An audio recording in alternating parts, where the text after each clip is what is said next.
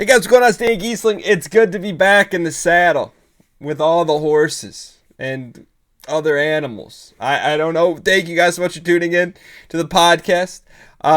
Super excited that you guys decided to be like, hey Dan, I got you in my AirPods Pro Super, whatever the ones are. I'll tell you what, the new design of the new ones, which I'm not a huge Apple guy, I'm like, I like the other ones better. That's just me personally. Nonetheless, super excited to dial in, whether you're in from Skokie, Illinois, or Herbertsville, Washington, or maybe somewhere, maybe you're in Denmark. Thank you guys for listening.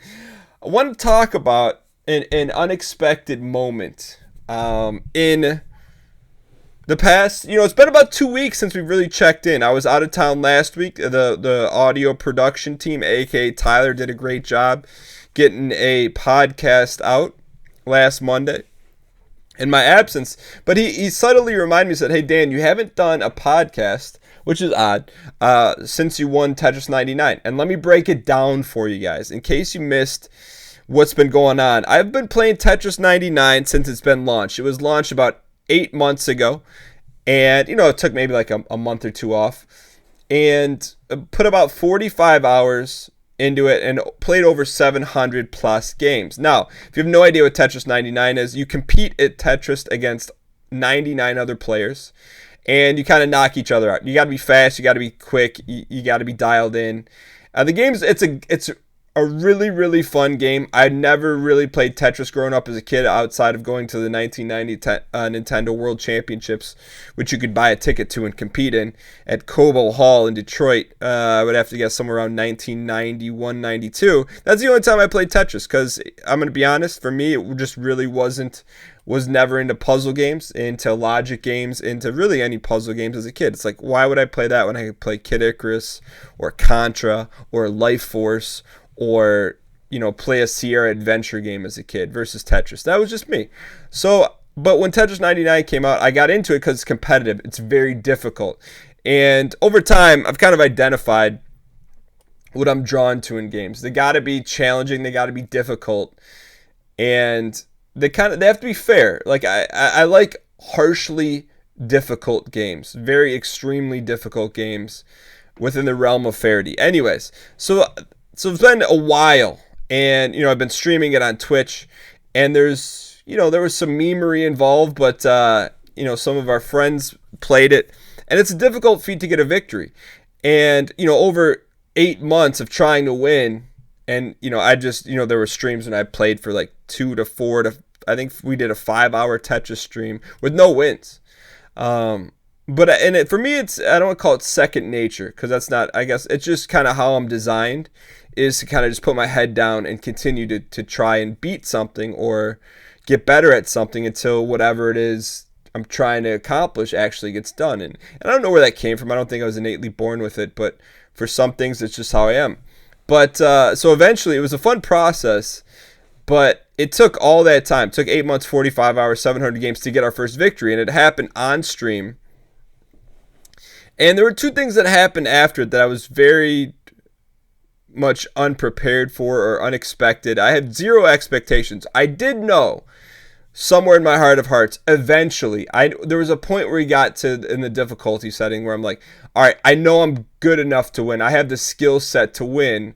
Now can a couple things line up and we pull this thing off? And I felt like it was a matter of time. So I always expected to win, but I never expected what happened after to actually happen. So when we got the win, it really, I don't think I've ever experienced such a large wave at one time of support of the show, meaning there was an explosion of gift subs. I think it was over like 135 gift subscriptions, and we're talking within 90 seconds.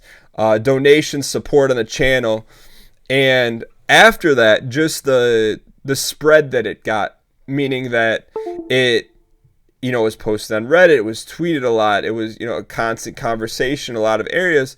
And for me, I'm like, all right, cool, like we won. I was very fired up, very excited, but like a day or two after, some things started to happen. I started to get a lot of DMs. I got some tweets. I see comments. A lot of people sharing like, hey, Dan, and even now it's been about 2 weeks. People are like, hey, Dan, I finally got my Tetris 99 win. Thanks for doing that, or thanks for grinding it out. And that was super surprising to me because I don't know. I just, one of the things I try to do with the show is I try to entertain people. I try to distract people.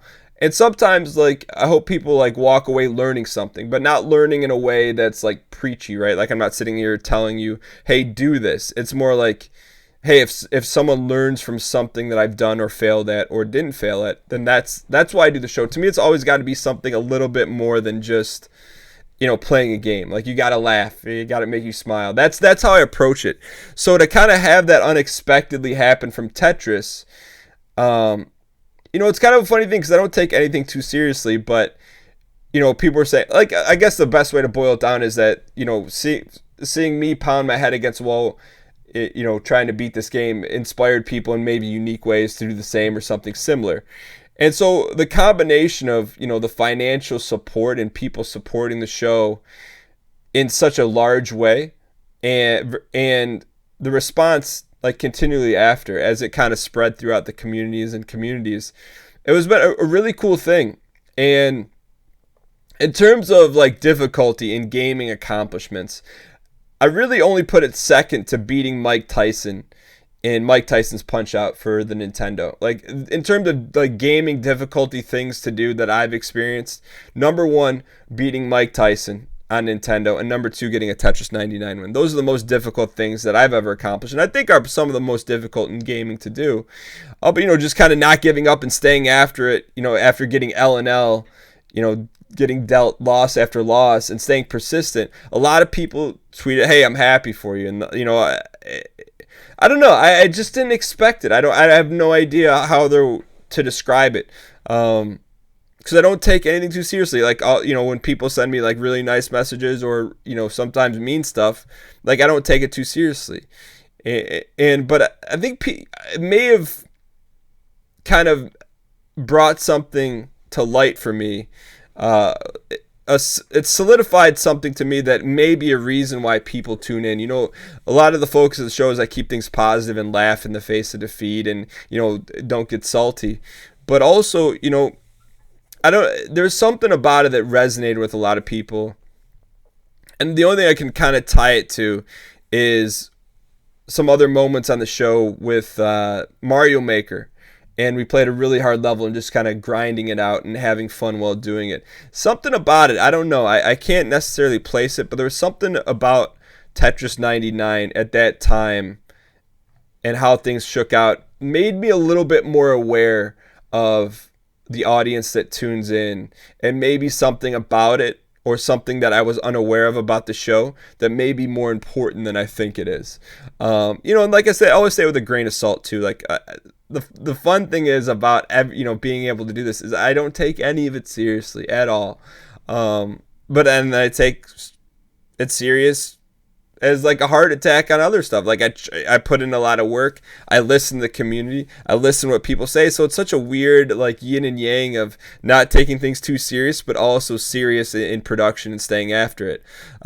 Which is interesting because it's been an interesting, I'd say 60 days, having been fairly healthy and, the pneumonia thing, which is not a big deal. It just kind of knocked me off track. And then recently I took a couple days off to go to a friend's wedding in Texas. And I had videos loaded and things like that. But when I got back from from Texas, I've been like behind the eight ball a lot in terms of videos. It was funny because when I was gone, there were videos. And when I got home, there were no videos. So it's been a couple days since I have videos on YouTube. And things have got a little bit off track, but it's funny. I got one message in Discord, and it wasn't even addressed to me. It was in the community. It says, hey, I haven't seen any videos on Dan's channel in a couple days. Does anyone know what's going on? And I saw that, and all of a sudden, like, the kindling of the fire was relit. Not that it wasn't lit, but sometimes it's just, I don't know. I don't have an answer for you. But like when I got home, I've just been playing catch up and I haven't got to the videos. Like the priority level is making sure everything goes well with Twitch and then YouTube and kind of keep it moving forward from there. But it was just a spark and a reminder to me to kind of tune things back up, and it's been a constant battle, and I think we've talked about it a ton, a constant battle on YouTube, and because peeling back the curtain on everything in terms of growing the channel and in terms of monetarily, which is not the focus, but the time on Twitch is starting to seem like it's so much better off my time spent on Twitch than time making YouTube videos.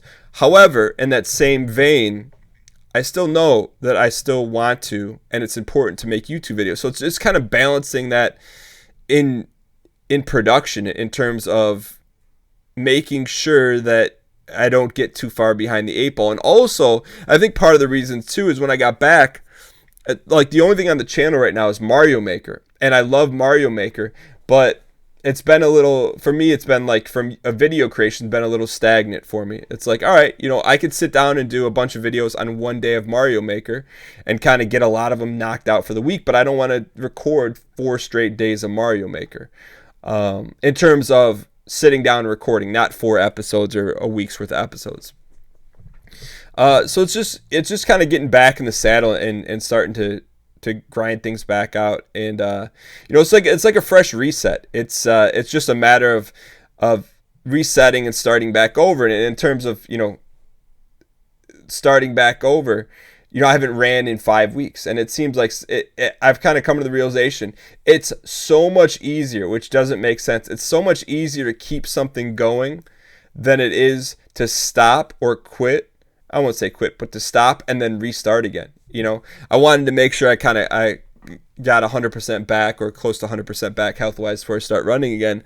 But then it's like, oh, just one more week. Oh, I'll wait till November 1st. And it's that's something that surprised me about myself, is that I thought the second I got back in running shape that I'd get back after it, but I really haven't, and it's been a little bit of a letdown. But also I'm at the point now where it's like I've reached the peak of the mountain. I'm like, all right, by the time you're listening to this on Monday, I should have already worked out by now and kind of getting back on the saddle again. So I'm excited about that. Also, when I was in Texas, I had a chance to meet a member of the community. I was in Texas, and you always like, well, Dan, why are you always asking us for us to text you? Well, those that have texted me at 313-509-1979, what that allows me to do when I was in Texas, I sent out a message to everyone in Texas. That's one of the things I'm able to do with the texting service. Said, hey, I'm going to be at this mall from 12 to 2. If you're here, come on by. And I got a text that, hey, Daniel, I will be there. I know it's Sunday, but I'll be there. And I had a chance to meet an individual from the community. She was super nice. We hung out at Starbucks, I think. And it was just cool. So, and to me, it's like now I can put a face and personality to the name when I see them in Twitch again. And I enjoyed it. It was, it was really cool, and it worked out. So, to me, I'm still working. I take the text messaging seriously, and if you've texted me and haven't got a response yet, you will. 313-509-1979. You just got to give me some time. So outside of that, things have been going really well. There's been a new Tarkov patch, which oddly enough happened when I was out of town. And there's a couple things to talk about interesting, like wise in that. It's been 300 days since a patch in Tarkov. And Tarkov I would consider the main game that I play. And it's kind of like the Super Bowl of content creation during those 24 to 72 hours right after a patch is released. Everything from streaming, a good friend of mine, Deadly Slob, who's a prominent Tarkov streamer. I don't want to talk about other people's numbers or anything like that, but it was like an explosive time to be streaming Tarkov and making Tarkov videos. And I was away during that time. And oddly enough, I was pretty okay with it. I knew I wanted to take some time off and truly unplug.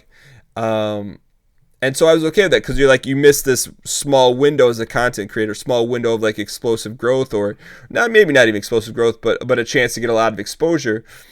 But I was okay with it. There was no feelings at all of like, hey, I'm missing out on something, because I look at it in such a long-term way. In addition to that, the one thing I did do is I got invited to go on the Tarkov podcast on their main channel, which I knew there'd be a lot of people watching during that time. And so that was really the only thing I let kind of interrupt my, couple vacation days with my wife, and she was super supportive of it, and that's such a non-factor. And it was cool because I was able to be like, all right, hey, look, I know I can't make Tarkov videos or stream Tarkov now, but I could still do this. And it was really cool. I had a chance to connect with, hop on their official Tarkov channel, Battle State Games. Had a chance to get to know a few other people in the community, and just really enjoyed it. It was definitely, I think, the largest number of people I've been on Twitch. I think there's something like 25,000 people watching the podcast at the time, and they're watching because they want updates on the patch, but still, it was a great opportunity to essentially get in front of people that play Tarkov that may like the type of Tarkov content that I create. So it was a really fun opportunity. I enjoyed it. I did it completely patchworked, right? I did it from a hotel internet connection on a laptop. And for whatever reason, I cannot tell you why. I had a potato webcam that was in the laptop. I had a USB lavalier mic in my traveling backpack. And I think that was like, outside of that, it was like a patchwork setup, which was fine. And it went over well. And I think, you had a chance to listen to it on the podcast feed last week for a mini episode. So it was cool. It worked out well and really enjoyed it. But kind of taking those couple days away put me in a good funk, but a funk in a way it's like, all right, Daniel, now you're back locked in. It's time to kind of reset and do that. And that's a focus for me. I just went on a drive for a little bit. I had to go somewhere. It's about a 45-minute drive. I'm starting to think, okay, where can I get more efficient? What can I do a better job with? And because really I've been pretty unplugged for the past 5 days outside of the Twitch show. Been quiet on Twitter, very quiet on Instagram, and just taking some time away to strategize and think about, okay, where I get in trouble with, and in particular taking a couple days off YouTube, is when I don't have the long-term vision. I feel like the long-term vision on Twitch is extremely clear to me. I know what the show is, I know what to expect, and I know how to continually improve upon that. And YouTube and social media is where the levers are that I kind of need to pull and adjust. In particular, to continue to grow the show and to continue to grow the community, the levers I got to pull have nothing to do with YouTube and have nothing to do with Twitch. Yeah, that's not true. It has some stuff to do with YouTube, but more so platforms outside of that I'm already on. In particular, one is TikTok, and it's starting to catch a little bit of fire, but it's still early.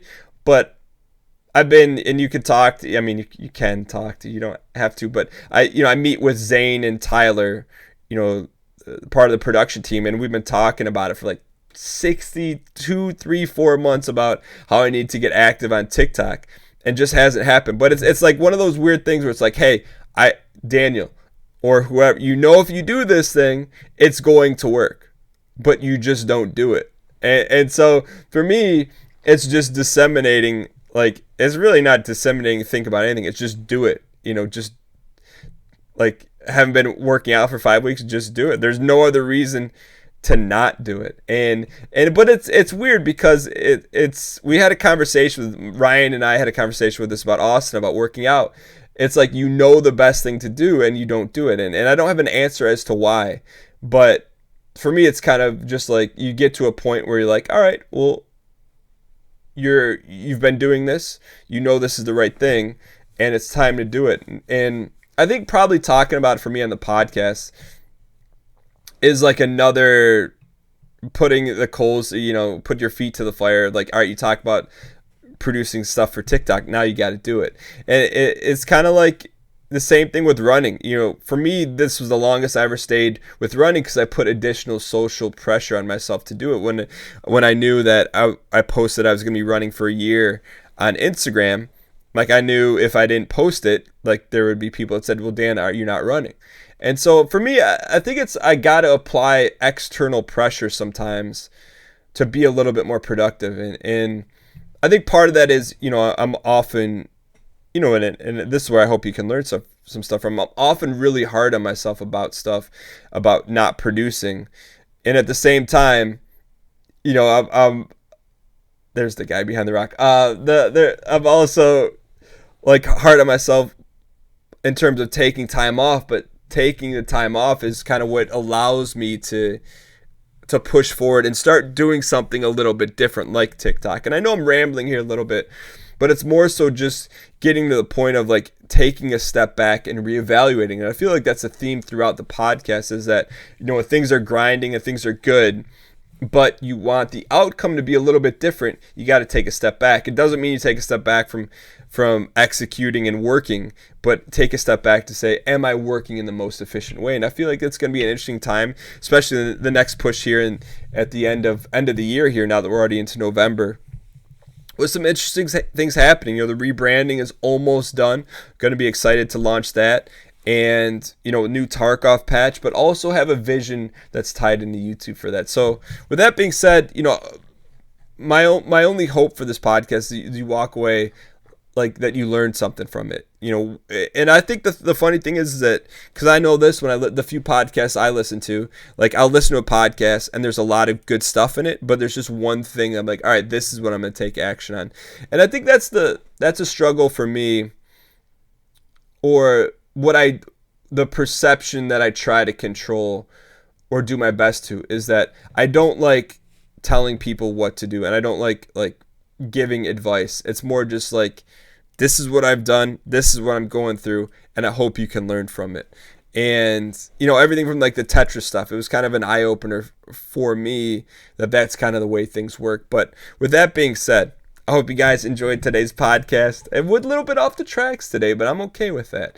If you haven't joined the text list already, or if you haven't texted me, it's literally me texting you back, 313-509-1979. Send me a text, and you know what? It would be extremely helpful to say, Daniel, this is what I learned, or this is what I took away, or I laughed at this, or, you know, I didn't know this. Or I learned something. 313-509-1979. Thank you guys so much for tuning in. Super excited to start the week. Hope you guys have a great one. Hope you're dialed in, whatever you're working on, whatever you're focused on. I hope it goes well. And I will see you guys next week. Later.